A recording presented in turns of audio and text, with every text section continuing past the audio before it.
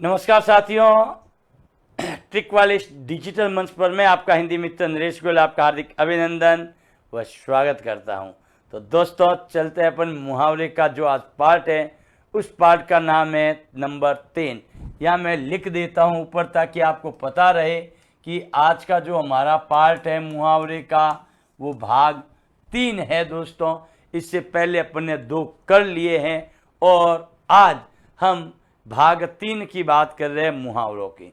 ध्यान रखिए दोस्तों, मुहावरे कई बार विद्यार्थियों का पॉइंट होता है कि सर मुहावरे के लिए क्या कह दे। कि हालांकि मैं जितने भी एग्जाम्पल आपको दे रहा हूं, क्योंकि अपने यहाँ जो प्रश्न पूछा जाएगा वो सामान्य अर्थ का ही पूछा जाता है। किसका पूछा जाता है कि इसका अर्थ क्या है, उस आधार पर ये और कुछ नहीं है।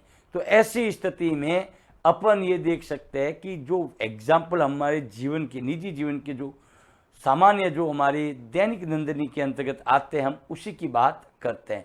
तो दोस्तों 1-2 बार, ज़्यादा से ज़्यादा 3 बार अगर पढ़ भी लोगे आप तो भी ये आपके दिमाग में बैठ जाएगा। लेकिन इसके लिए क्या होता है, एक आधा एग्जाम्पल हमारे माइंड में रहे, अपन उसको प्रयोग करें तो भी अपन उसका अर्थ निकाल सकते हैं। क्योंकि दोस्तों जाहिर सी बात है कि आपके सामने केवल 4 विकल्प होते हैं और आपको सोचना केवल उन 4 विकल्पों को है, अन्य को सोचने की आवश्यकता आपको नहीं है।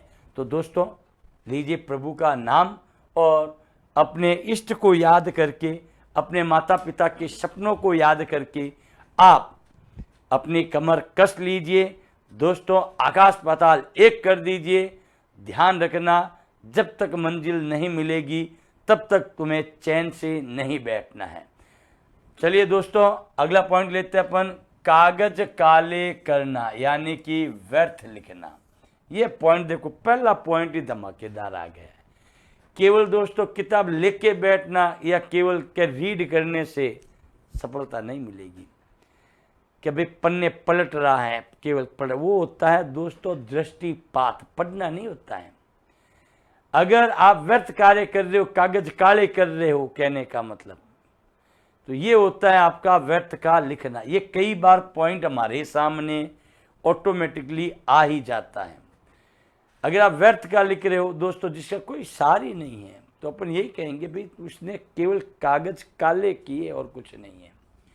अगला देखो दोस्तों, काठ का उल्लू होना। काठ का उल्लू होना जिसको हम कहेंगे महामूर्ख होना। और दोस्तों मूर्खों की कोई विशेषता नहीं होती है, क्योंकि वो अपने आप में ही विशेषणीय है। महामूर्ख यानी मूर्खों में से भी महा बड़ा।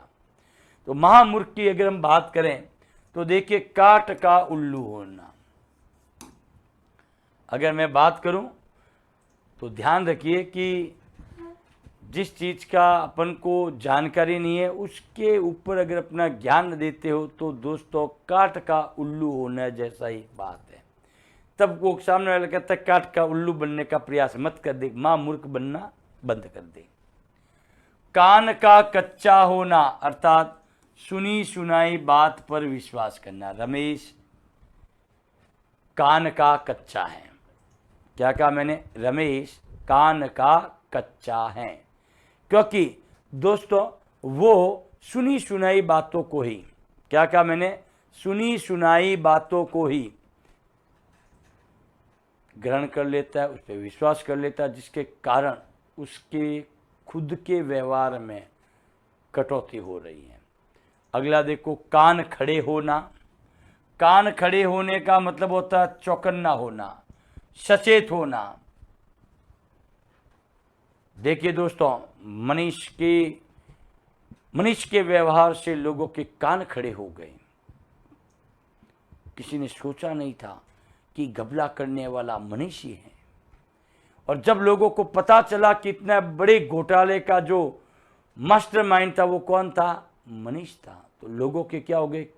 कान खड़े हो गए, सचेत हो गए, अब चौकन्ना हो गए। मनीष कोई भी मतलब लाता है तो वो चौकन्ना, सावधानी से, अरे भाई क्या पता कोई माल चोरी का तो नहीं है, फलाना का नहीं है, इस प्रकार से। अगला है कान पर जूं ना रेंगना। क्या कहा? कान पर जूं ना रेंगना, जिसका अर्थ होता है कोई असर ना होना, अर्थात परवाह ना करना। क्योंकि दोस्तों जैसे कि अगर मैं कहूँ कि हमारे मोहल्ले में जगह जगह गंदगियों के ढेर लगे हैं, हमने सफाई कर्मचारियों को इसकी सूचना कई बार अवगत करवाई, यहाँ तक हमने उनके कार्यालय में भी जाके अवगत करवाया, लेकिन दोस्तों उनके तो कान पे जूं तक ना रहेंगी, अर्थात कोई असर नहीं पड़ा, किसी भी प्रकार की उन्होंने परवाह नहीं की। अगला देखो दोस्तों, कान भरना, ये तो भाई साहब गजब का है आपके, यानी कि चुगली करना। मोहल्ले में ऐसे आपको विद्वान श्रेणी उच्च कोटि के लोग मिल जाएंगे जिनका काम ही यही होता है कान भरना, ठीक है ना। क्या क्या मैंने कि एक वहाँ हर गली के अंदर आपको ऐसे कैंडिडेट मिल ही जाते हैं जिनका काम ही क्या होता है कि चुगली करने का होता है। वो एक दूसरे के कान भरने का ही क्या करते हैं दोस्तों, कार्य करते रहते हैं। तो दोस्तों आगे बढ़ते हैं। अगला जो पॉइंट है हमारा वो है कान बहरे होना। क्या कहा, कान बहरे होना, अर्थात किसी बात को ना सुनना। समझा समझा के परेशान हो गए, लेकिन उसके तो कान बहरे हो गए। क्या हो गए, कान बहरे हो गए। घर के अंदर इतनी महत्वपूर्ण बात चल रही है, हम बार बार कह रहे हैं कि भाई ऐसा हम ना करें, वैसा ना करें, ये हमारे हित में नहीं है, अहित में, लेकिन उसके तो कान ही क्या हो गया, बहरे। तेरा ध्यान कहाँ है, बहरा हो गया। कहते कान बहरे हो गए क्या, अर्थात किसी बात को ना सुनना। अब आता है दोस्तों कान काटना, बड़ा खतरनाक पॉइंट है। क्या है, कान काटना, जिसका अर्थ होता है बहुत अधिक चालाक होना, बहुत अधिक चालाक होना। तो ये देखो कान काटने वाली बात है। ये जो बार बार मतलब ये जो होशियारी, जो चालाकी का जो कार्य होता है कि नहीं। मैंने कहा कि मेनन को चाहे कितने ही समझा दो, उसके तो कान काटना है और कुछ नहीं। कागजी घोड़े दौड़ाना, कोरी योजनाएं बनाना। दोस्तों हमारे भी यहाँ स्थानों में कई ऐसे महकमे हैं दोस्तों जिसने केवल कागजी घोड़े ही दौड़ाए हैं। क्या दौड़ाए हैं, केवल कागजी घोड़े ही दौड़ाए, अर्थात केवल कोरी योजनाएं बनाई है। साहब हमारी सत्ता आएगी तो हम ये कार्य करेंगे, हमारी सत्ता के दौरान हम आपको ये देंगे वो देंगे, यानी कि समझ लीजिए कि आपको दिल्ली का कांच दिखा दिया गया है। लेकिन दोस्तों वास्तविकता कुछ और ही है। ये केवल कोरी योजनाएं हैं, इसलिए कहते अपन कागजी घोड़े दौड़ाना। क्या दौड़ाना, कागजी घोड़े दौड़ाना। अगला देखो, कान में तेल डालना, कान में तेल डालना, जिसका अर्थ है ध्यान ना देना। क्या है, ध्यान ना देना। देखो दोस्तों जब आप ध्यान नहीं देते हो तो आपके परिवार के लोग ही कह देते, अरे भाई क्या कान में तेल डाला हुआ है क्या तेरे, क्या कहा, कान में तेल डाला हुआ है क्या, देख ध्यान से समझ इसको। लेकिन नहीं, और समझा रहे हैं भाई देख इधर देख राजा, इधर देख, इधर इधर इधर, लेकिन उसका ध्यान तो कहीं और है, मोबाइल में गेम खेल रहा, टक टक टक। तो ऐसी स्थिति में क्या कहते हैं कि कान में तेल डाल दियो कहीं, अर्थात ध्यान ना देना। दोस्तों अगली पंक्ति की ओर हम चलते हैं। ये लीजिए, अगला पॉइंट आपके सामने आ चुका है, ध्यानपूर्वक इसे आप देखिए और इसको शुरू करते हैं। तो देखिए दोस्तों, अगला जो पॉइंट है हमारा वो है कि ये एक मिनट,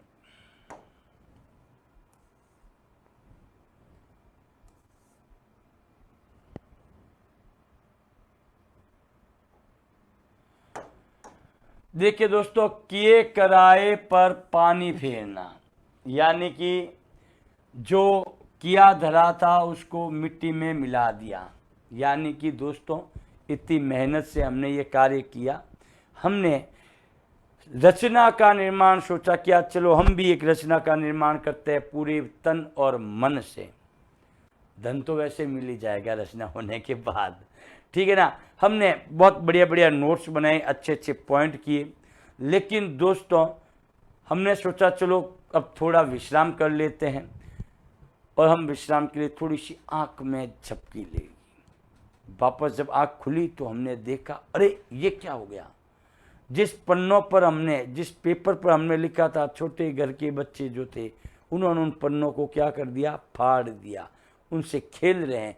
तो ये सारा हमारा किए कराए पर क्या फिर गया, पानी फिर गया, ठीक है ना। इसीलिए कहते हैं कि किया धरा क्या हो गया, अपने तो मिट्टी में मिल गया। नेक्स्ट आता है दोस्तों कुएं में भांग पड़ना। भैया कुएं में अगर भांग पड़ी है और उस कुएं का पानी अगर सब पिएगा तो नेचुरल बात है सबकी बुद्धि मारी जाना।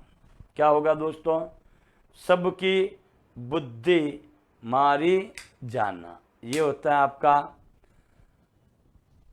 या सब पर एक सा प्रभाव पड़ना। अपन देख सकते हैं दोस्तों कि इसके अंतर्गत कि भाई कुएं में भांग पड़ना, जब दोस्तों सबकी बुद्धि मर जाती है या सब पर एक सा प्रभाव पड़ता है तो उसके लिए मुहावरा बनता है कि कुएं में भांग पड़ना। जब सभी लोग एक टाइप का ही सोचने लग जाए दोस्तों तो अपन ये कह सकते हैं कि भाई इसके तो कुएं में क्या पड़ गई है, भांग पड़ गई है। क्या पड़ गई है, कुएं में भांग, सब एक जैसे हो गए हैं। अगला देखो कूप मंडुक होना। मंडुक का अर्थ होता है दोस्तों मेंढक, कूप का अर्थ होता है कुआं। तो ये क्या होता है कि जो मेंढक केवल कुएं में रहे उसको बाहर का कोई ज्ञान ही नहीं है, अर्थात उसका ज्ञान क्या है, अल्प है, थोड़ा है, इसीलिए उसको क्या कहता है, कूप मंडुक होना, अर्थात अल्पज्ञ। ज्ञ का अर्थ होता है जानने से, जो कम जानता हो। अल्प बोले तो क्या होता है, कम, या फिर अज्ञानी होना, क्योंकि दोस्तों उसका ज्ञान तो केवल कुएं तक का ही है। आप जाओगे कहाँ, ये बताओ मुझे। नेक्स्ट देखिए दोस्तों कोरा जवाब देना। क्या है पॉइंट, कोरा जवाब देना, यानी कि साफ मना कर देना। कोई कारणवश मैंने कहा यार श्याम, यार मेरी गाड़ी थोड़ी खराब हो गई है, क्या तुम अपनी बाइक दे सकते हो, तो उसने कोरा जवाब दे दिया।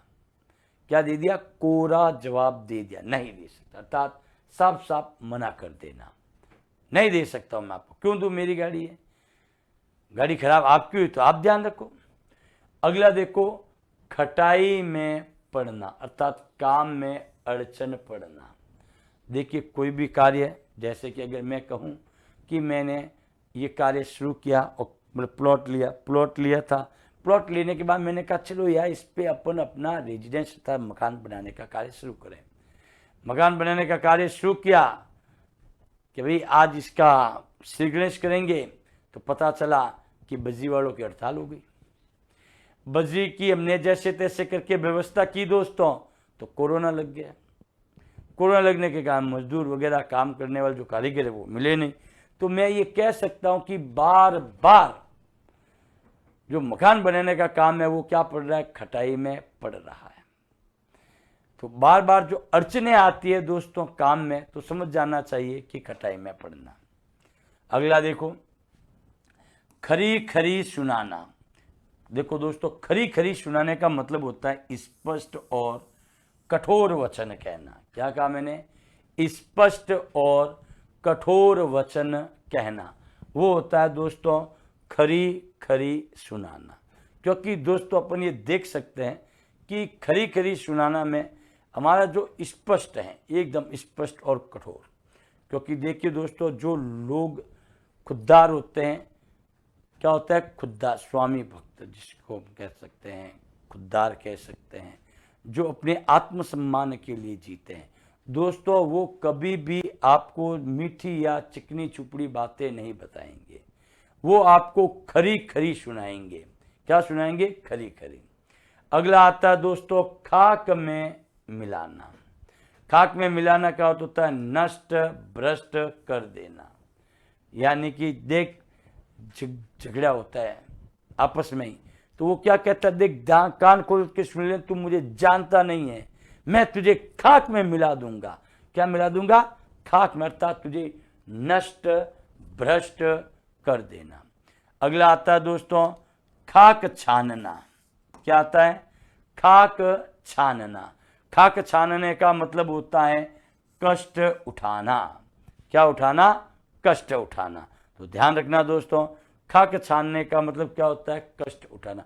देखिए जिंदगी भी कितनी बेरहम है दोस्तों। पहले तो अपनों को छीन लिया, और अपनों को छीनने के बाद में भी देखो दोस्तों कि रोजगार ना मिलना, ये काम होता है खाक छानना। यानी कि उस व्यक्ति को कष्ट के ऊपर कष्ट उठाने का काम होता है। अगला देखो खाला का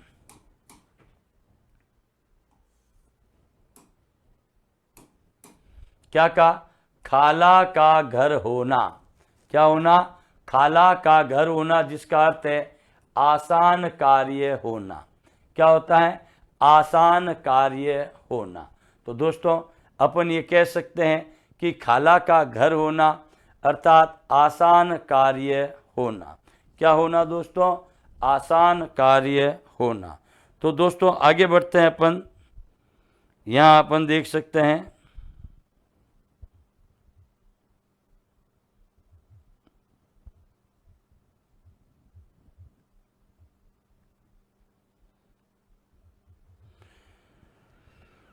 आगे देखिए दोस्तों,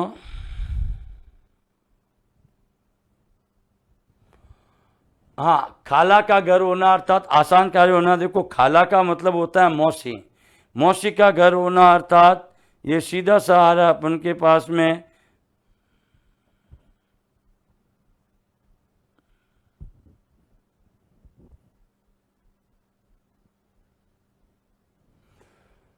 कि भाई मौसी का घर है, मौसी के घर में काम काज तो कुछ करना है नहीं, अपने लिए तो आसानी वाला कार्य है। तब कहते हैं ये क्या है भाई, यहाँ काम करना, कोई अपने खाला के घर तू नहीं आया है।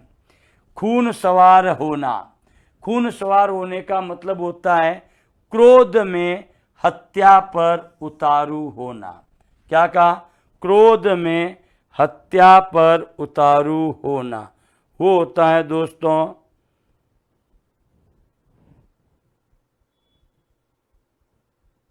यस, देखिए खून सवार होना, क्रोध में हत्या पर उतारू होना। कहते हैं झगड़ने के वक्त, जैसे कोई दो व्यक्ति आपस में झगड़ा इतना बढ़ गया दोस्तों कि उसके सिर पर खून सवार हो गया, यानी कि हो सकता है कि क्रोध में आकर वो उस व्यक्ति की हत्या ना कर दे। ये ध्यान रखना, जब खून सवार होता है ना, तो उसमें देखो अपन ने इससे पहले एक मुहावरा पढ़ा था कि आग में घी डालना, क्योंकि ऐसे कई कैंडिडेट होते हैं जो ऐसे मौके पर अपना उल्लू सीधा करते हैं। यानी कि दुश्मनी अपनी थी, लड़ वो रहा है, काम अपना हो रहा है, सीधी सी बात है, आग में घी का डाल दो, ऑटोमेटिक उसके सिर पर इतना भयंकर रूप से खून सवार हो जाता है कि दोस्तों कि ऐसी स्थिति में क्रोध में आकर वो हत्या के लिए क्या हो जाता है? उतारू हो जाता है। किसके लिए? हत्या के लिए उतारू हो जाता है दोस्तों। तो इसी को कहा जाता है खून सवार होना। नेक्स्ट चलता हूं दोस्तों, ये लीजिए अगला पॉइंट आपके सामने आ चुका है। अगला है दोस्तों खून खोलना। क्या खोलना? खून खोलना। खून खोलने का मतलब होता है अत्यंत क्रोध करना। लोगों के मुंह से अपने परिवार के प्रति बातें सुनकर सोहन का खून खोल उठा। अत्यधिक क्रोध करना होता है दोस्तों। अरे ये तू बात कैसे कह रहा है मेरे परिवार की? मेरे परिवार के अंदर सारे ही सज्जन व्यक्ति हैं, लेकिन नहीं, चाहे मैं कह दूं कि गलत सलत बातें भी हो जाए, तो ऐसी स्थिति में उसका क्या होगा? खून खोलने लग जाएगा। अगला आता है दोस्तों खून सूखना, अर्थात भयग्रस्त होना, अर्थात डर जाना। क्या कहा मैंने? भयग्रस्त होना या फिर डर जाना। देखिए दोस्तों, कई बार कहते हैं ना कि चलते वक्त सामने से शेर आ गया, जंगल के रास्ते से हम जा रहे थे, सोचा शॉर्ट रास्ता है, चलो निकल जाएंगे, और सामने क्या आ गया, शेर आ गया। भाई शेर को तो देखते ही खून सूख गया मेरा। अर्थात भयग्रस्त होना, डर जाना। ध्यान रखना, आंखों के सामने जब मौत दिखती है ना दोस्तों, तो अच्छों अच्छों का खून सूख जाता है। किसी ने क्या सोचा था कि वहाँ क्या होगा। देखिए दोस्तों, एक बात मैं कहूँगा, पहले तो मैं नमन करता हूँ उन निर्दोष व्यक्तियों को जो बेचारे गए तो घूमने के लिए थे। उन्हें क्या पता कि उनका घूमना ही उनका दुख का कारण बन जाएगा। दोस्तों, जब उन्होंने बिल्कुल गोली खाई थी तो उनके साथ वाले जो थे, जिनका तो खून ही सूख गया डर के मारे, अरे मुझे क्यों छोड़ रहे हो, मुझे भी मार दो। लेकिन नहीं, ये आतंक है। अगला देखो, खूंटे के बल कूदना, ये बड़ा प्यारा है। यही बात है कि अन्य व्यक्ति के बल पर अभियान करना। ये जो पाकिस्तान की जो हरकतें हैं ना, ये छिछोरी हरकतें हैं, बिल्कुल मैं कहूँगा आपको दोस्तों। हालांकि देखिए कि अगर हम बात करें तो चाहे देखो, राष्ट्र चाहे कोई भी हो, हर राष्ट्र अपने लिए सोचेगा, ये बात फैक्ट है। लेकिन दोस्तों, अपने यहाँ हर चीज़ के लिए हम अपने आत्मनिर्भरता की बात कर रहे हैं। हम किसी परायों के भरोसे कूदने वाले नहीं हैं। लेकिन कुछ लोग ऐसे हैं जो परायों के बल पर कूदते हैं। अरे यार कोई बात नहीं, वो व्यक्ति मेरे साथ है, झगड़ा करता हूँ, कहते हैं ना, टेंशन मत ले, मैं तेरे साथ हूँ, तेरे पीछे खड़ा हूँ। जैसे उसको एक खींच के तमाचा गिरता है, वो पीछे वाला भी गायब हो जाता है। अरे यार कहाँ गया, जिसके बल पे तो मैं इतनी मतलब फेंके मारा था कि मैं ये कर दूंगा वो कर दूंगा। तो ये चीजें होती है खूंटों के बल कूदना। दूसरे व्यक्तियों के ऊपर अपन क्या करते हैं, जोर आजमाइश कर लेते हैं। अगला है देखो, खेत रहना। ये प्रश्न आपके कई बार आ चुका है। खेत रहने का अर्थ क्या है? मुहावरा है ये खेत रहना। तो इसका अर्थ है दोस्तों, युद्ध में मारे जाना। ये होता है खेत रहना। क्या है? खेत रहना। तो दोस्तों देखिए, हमारे कई जवान, कई वीर योद्धा जिनको शहादत, शहीद का दर्जा मिला हुआ है दोस्तों, खेत रहना, वो हर समय युद्ध में, ये युद्ध में मारे जाना, तैयार रहते हैं युद्ध के लिए। और दोस्तों पता नहीं कौन सी गोली कब कहाँ किस रूप में उन्हें प्राप्त हो। तो चलिए दोस्तों, वो होता है खेत रहना, अर्थात युद्ध में मारे जाना। नेक्स्ट है दोस्तों, गंगा नहाना। गंगा नहाने का मतलब है दोस्तों, दायित्व से मुक्ति पाना। क्या है? दायित्व से मुक्ति पाना, वो होता है गंगा नहाना। नेक्स्ट आता है दोस्तों, गड़े मुर्दे उखाड़ना। क्या है? गड़े मुर्दे उखाड़ना। जब हम दोस्तों गड़े मुर्दे उखाड़ने की बात करते हैं तो देखो,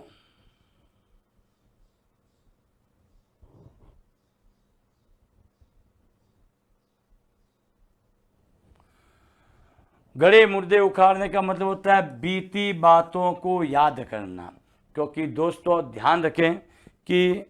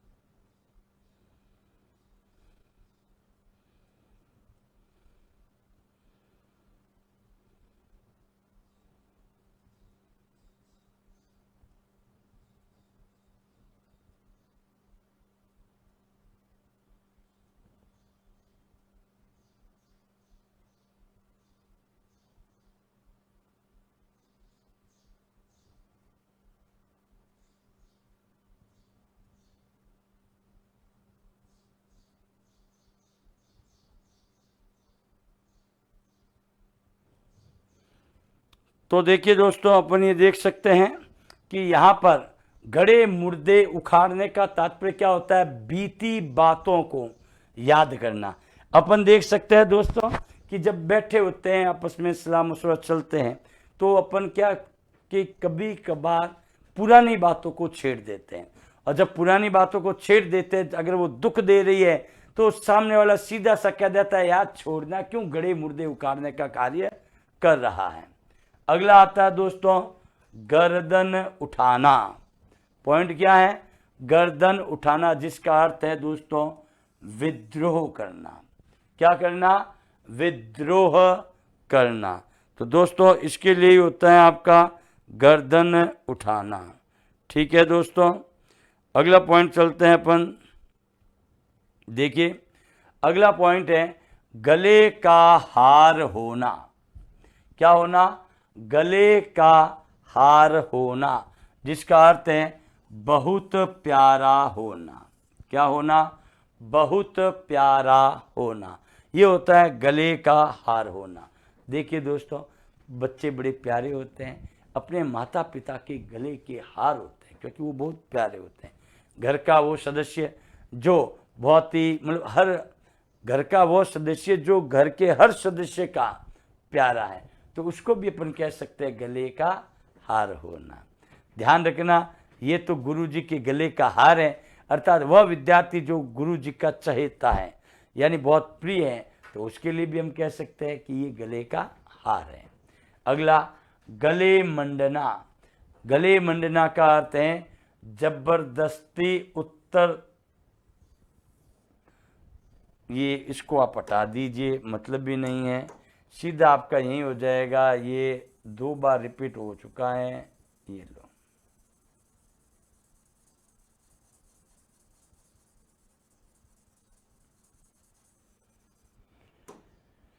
ये देखिए दोस्तों, अपना क्या हो जाएगा? गले मंडने का मतलब है जबरदस्ती उत्तरदायित्व सौंपना। जबरदस्ती उत्तरदायित्व सौंप दिया, भाई तुझे ये कार्य करना है, बस मुझे पता नहीं तू कैसे भी कर, जबरदस्ती।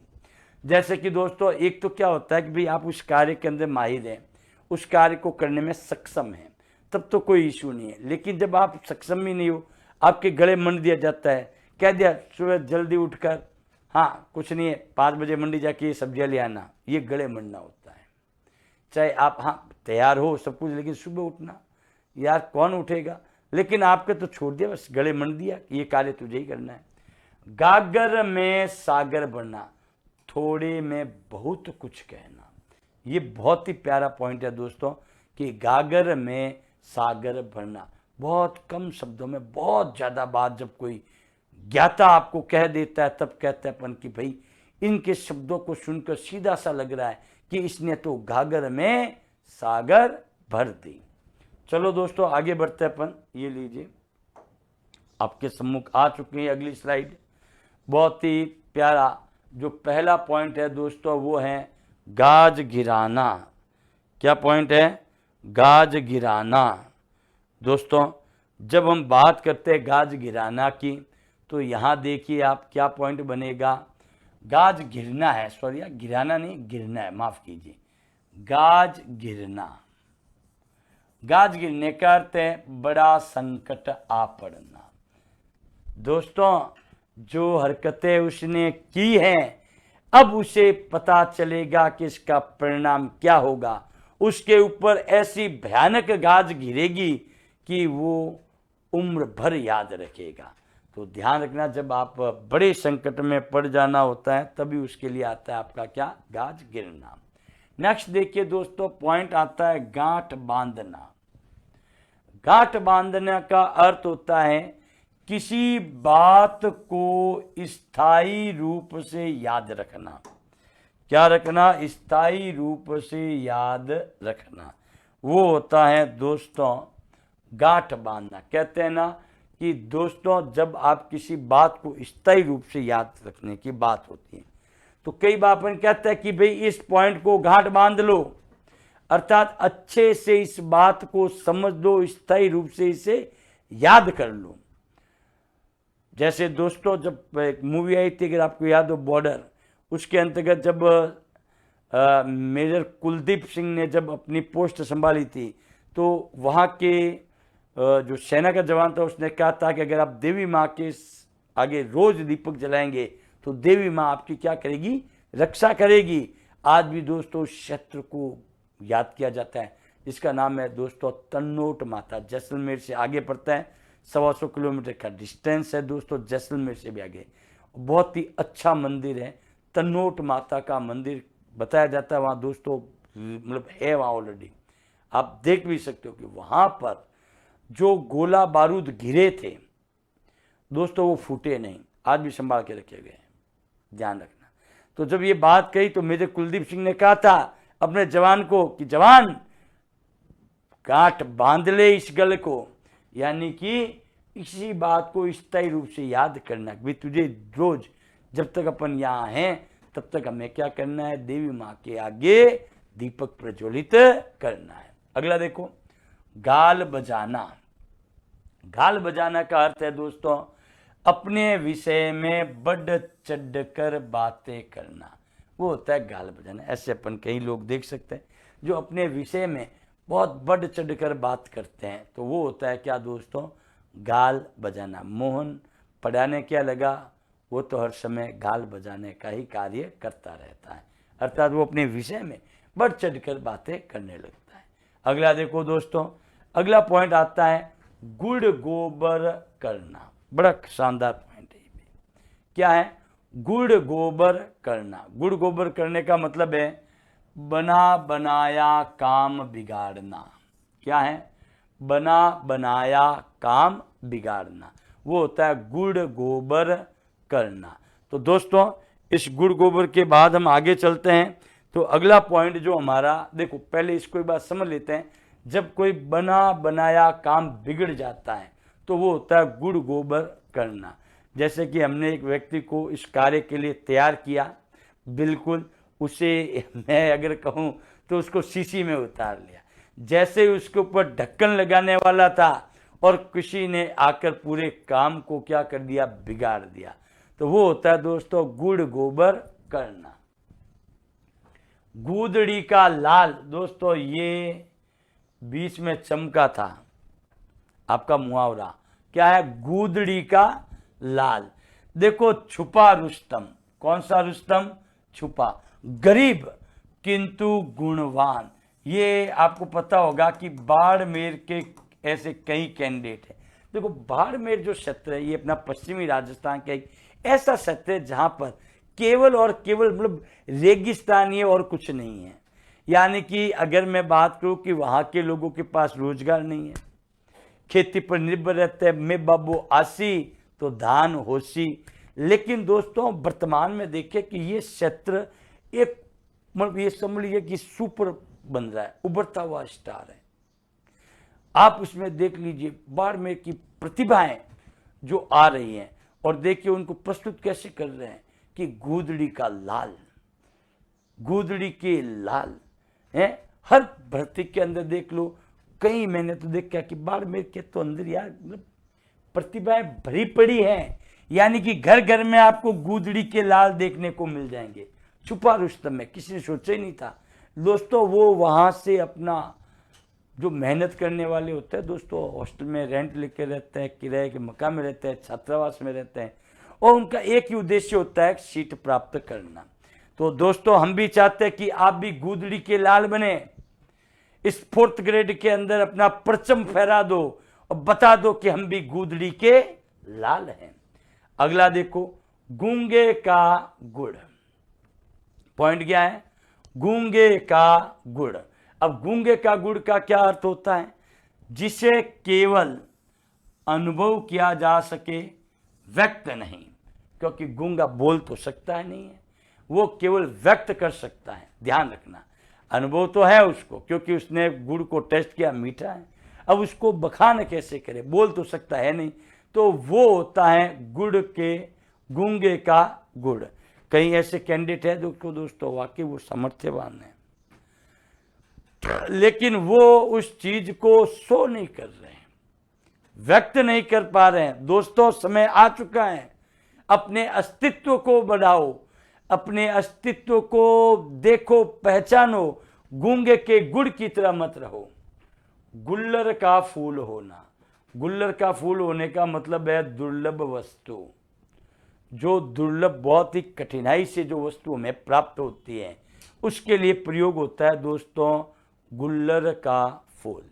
ठीक है ना। तो दुर्लभ वस्तु के लिए अपन इसका प्रयोग करते हैं। अब देखो गोबर गणेश, गोबर गणेश का अर्थ होता है मूर्ख। ध्यान रखना, एक मां मूर्ख भी आया था। क्या आया था? मां मूर्ख। ये देखो बता देता हूं, महामूर्ख वाला पॉइंट या तो पीछे रह गया आपका, 1 मिनट बता देते हैं, कहीं ना कहीं मिल जाएगा अपन को। महामूर्ख होना, ये रहा देखो, काट का उल्लू होना। काट का उल्लू होना ये होता है महामूर्ख होना, ये ध्यान रखना। तो दोस्तों आगे बढ़ता हूं मैं। हाँ, ये देखिए गोबर गणेश, इसका अर्थ होता है केवल मूर्ख है। कोई भी कार्य करते हैं ना कि वो सही नहीं होता है, मूर्खता वाला कार्य करते हैं, तो उसको क्या कहते हैं? वारे वाह, गोबर गणेश ही है गई।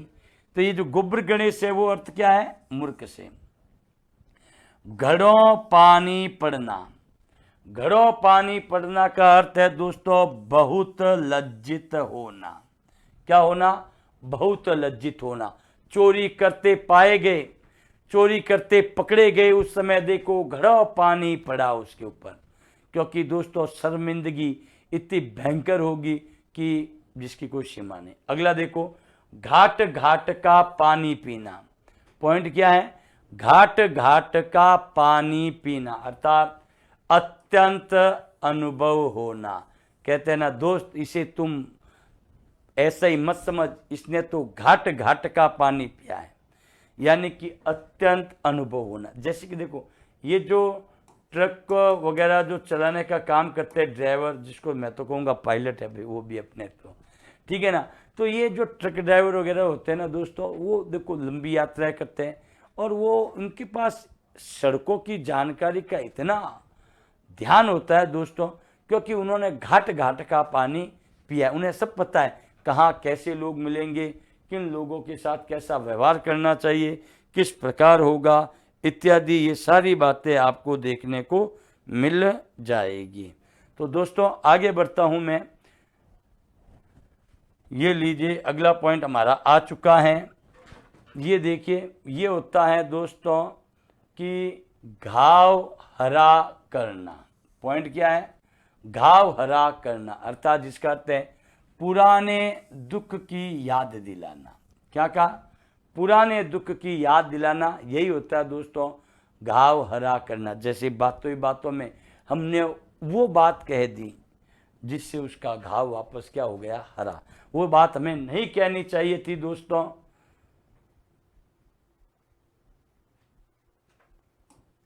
वो बात हमें नहीं कहनी चाहिए, लेकिन बातों ही बातों में मुंह से निकल गई, तो उससे उसका क्या हो गया? घाव हरा हो गया, अर्थात पुराने दुख याद आ गए। अगला है दोस्तों घास काटना अर्थात बेगार टालना या रुचि से कार्य ना करना। ये रुचि से कार्य ना करना, वो केवल घास काटने होता है। अगर आपको उस कार्य में रुचि नहीं है, फिर भी आपको ये समझ लीजिए फोर्सली कह दिया कि नहीं ये कार्य तुझे ही करना है, तो दोस्तों उसने केवल और केवल बेगारी करने का काम किया है, वो अपनी रुचि से कार्य नहीं करेगा। जैसा कि दोस्तों एक चैप्टर के अंतर्गत बताया गया था कि अगर कोई भी व्यक्ति जिस कार्य को करता है वो उसके अंदर ही यानी उसकी जाति में कन्वर्ट हो गया, अब चाहे वो कार्य वर्तमान समय में ना चले, भले उससे भूखे ही क्यों ना मरना पड़े। घी के दिए जलाना अर्थात खुशियां मनाना। कहते हैं ना दोस्तों, मैं तो आपके लिए घी के दिए जलाऊंगा भाई, और कुछ नहीं है। आपकी तो नौकरी लग गई, तो ये देखो खुशी ही खुशियां है अर्थात घी के दिए जलाना। नेक्स्ट आता है दोस्तों घुटने टेकना। क्या टेकना? घुटने टेकना। अब घुटने टेकने की जब हम बात करें तो दोस्तों ये होता है हार मान लेना। क्या मान लेना? हार मान लेना। तो दोस्तों आगे बढ़ते हैं अपन। अगला आता है आपका घोड़े बेचकर सोना। एक इसका उदाहरण दे देता हूं, घुटने टेकना। तो देखिए भारतीय सेना के सामने दुश्मन सेना ने अपने घुटने टेक दिया अर्थात उन्होंने अपनी हार स्वीकार कर ली। अगला है घोड़े बेचकर सोना, जिसका अर्थ होता है निश्चित होना। क्योंकि दोस्तों जैसे कि अगर कोई सामान बेचने के लिए सौदागर आया न, उसका सारा सामान एक बार में ही बिक गया। अब वो घोड़े बेचकर सोने का कार्य कर रहा है। क्या कर रहा है? घोड़े बेच के सोने का कार्य कर रहा है। अब देखो, चांद पर दाग लगना। चांद पर दाग लगने का मतलब होता है निर्दोष पर दोष लगाना। क्या कहा? निर्दोष पर दोष लगाना, वो होता है चांद पर दाग लगना। अगला देखो, चादर देख कर पांव फैलाना, ये होता है सामर्थ्यानुसार कार्य करना। क्या कहा मैंने? सामर्थ्य अनुसार कार्य करना। भाई जितना सामर्थ्य है उसके अनुसार अगर आप कार्य करोगे तो जिंदगी में कभी भी गर्त में नहीं जाओगे। अगर आपने उम्मीद से ज़्यादा अगर कार्य करने का प्रयास किया है तो ये सीधा सा होता है कि चादर देखकर पाँव। कई बार लोगों को देखा है कि वो अपनी हैसियत से ज़्यादा कार्य कर लेते हैं, भले ही उसके लिए बाद में उनको पछताना पड़े। तब लोग कहते हैं भाई जितनी चादर होती है उतने ही पैर फैलाने। कहते हैं ना कि जितनी चादर हो उतने ही पैर फैलाने चाहिए। चांदी का जूता मारना, ये बड़ा शानदार है। चांदी का जूता मारने का मतलब होता है रिश्वत देना, अर्थात धन के बल पर कार्य करना। वो होता है चांदी के जूते मारना। क्या होता है? चांदी के जूते मारना। नेक्स्ट चलता हूं दोस्तों, देखिए, चिराग तले अंधेरा। क्या है? चिराग तले अंधेरा। देखो दोस्तों, अपेक्षानुसार परिमाण ना होना। जो हमने अपेक्षा की थी उसके अनुरूप अगर परिणाम हमें प्राप्त नहीं होता है तो उसके लिए होता है दोस्तों चिराग तले अंधेरा। जैसे ऊपर हमने दिया था चांदी का जूता मारना, जिसका अर्थ होता है रिश्वत देना अर्थात धन के बल पर अपना कार्य करवाना। जैसे कि आपने देखा होगा एक और, मैं ऐसे एक चैप्टर की बात कर रहा हूँ जो आपने पढ़ा होगा, नमक का दारोगा, जिसमें पंडित अलोपीदीन ने बार बार रिश्वत देने की कोशिश की थी। चांदी ये इसका ही रूप होता है। किसका? रिश्वत का। इसलिए उसमें एक प्रश्न भी बना था, बड़ा अच्छा था, कि धर्म ने धन को पैरों तले कुचला। अगला देखो, हमने कहा चिराग तला अंधेरा, क्योंकि अपेक्षा अनुसार जब परिणाम नहीं मिलता है तब कहते हैं कि चिराग तले अंधेरा। नेक्स्ट देखिए दोस्तों, चिराग लेकर ढूंढना। क्या है? चिराग लेकर ढूंढना, जिसका अर्थ होता है मुश्किल से मिलना। क्या होता है? मुश्किल से मिलना। वो होता है दोस्तों आपका चिराग लेकर ढूंढना।